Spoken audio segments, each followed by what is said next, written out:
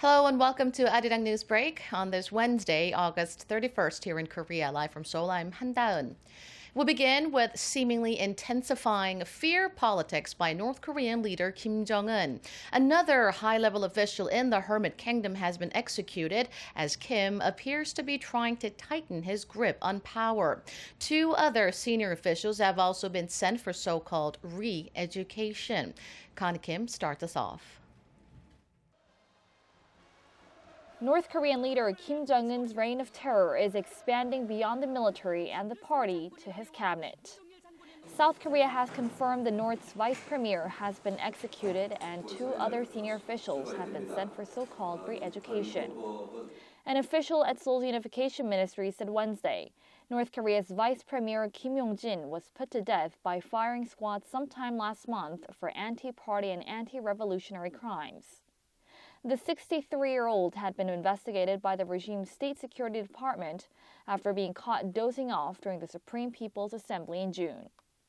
It's also been confirmed that Kim Young-chul, head of the North's United Front Department, which handles inter-Korean affairs, was sent for a month of re-education on a rural farm for trying to expand his department's role. Kim Young-chul is known as a leading hardliner against the South, and is also believed to have masterminded the torpedo attack on the warship Cheonan in 2010.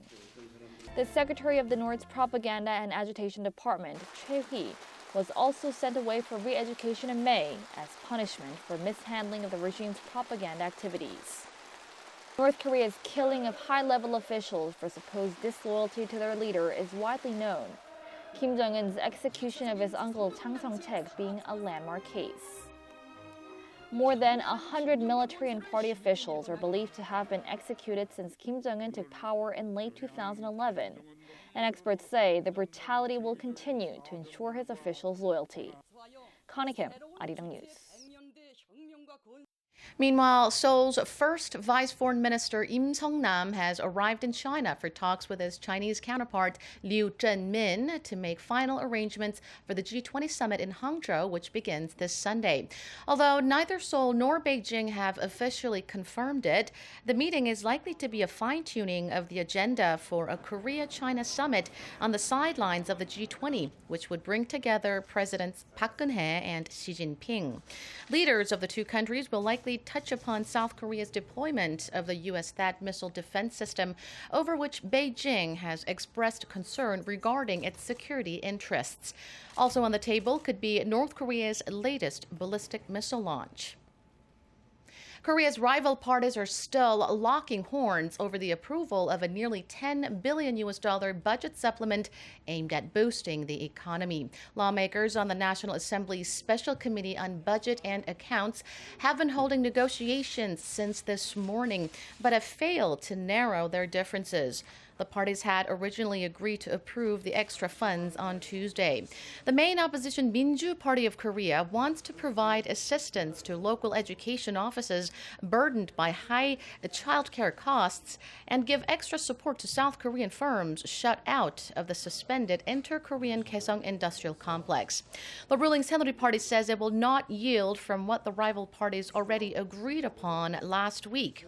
It warned that if the Minju Party continues to hold up passage of the bill, it could take measures to revoke other bipartisan agreements. The board of Hanjin Shipping has voted to file for a court receivership in a last-gasp effort to save the company from liquidation. With fears over the possible ripple effects, Korea's financial authorities called an emergency meeting Wednesday to discuss how to limit the fallout from the shipper's rapid fall from grace. Hwang Ho-jun reports. A desperate measure for the sinking shipping company, once the world's seventh biggest by capacity. Hanjin Shipping's board of directors convened Wednesday morning Korea time to decide on a future course, and 6 out of 7 members decided to file for court receivership. The actual filing is expected to be made Wednesday afternoon. All trading in shares of Hanjin Shipping has been halted after its stock price plummeted as much as 29.1%. Eventually closing at just 1,240 Korean won, or a little over $1. Court receivership will give the court full control and authority to make decisions for the company. The court will replace the current executive with a new legal administrator and will make a judgment as to whether or not Hanjin has a chance for survival. If Hanjin is deemed fit to survive, the court will start restructuring the company, potentially liquidate some assets, and manage its obligations as necessary to bring the company into a process of recovery.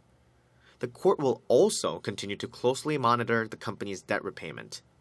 If Hanjin follows through on all steps, then it graduates from receivership. On the other hand, if the court determines that its operations cannot be salvaged through restructuring, liquidation may be in order. Korea's Financial Services Commission led an emergency meeting on the situation about an hour before Hanjin announced its fateful decision. In a statement, FSC officials said they believe the filing's effect on domestic financial markets will be limited. However, to minimize the blow, they also said the government will actively look for ways for Hanjin's rival, Hyundai Merchant Marine Company, to take over ships, business networks, and its workforce once the receivership filing is complete. According to its mid-year report on June 30th, Hanjin had total debts of about $5.5 billion, while this week its market value tumbled to about $270 million. Hwang Ho-jun, ARIRANG News. And that is ARIRANG News Break for today. Stay tuned for more top stories here on ARIRANG. Thank you for watching.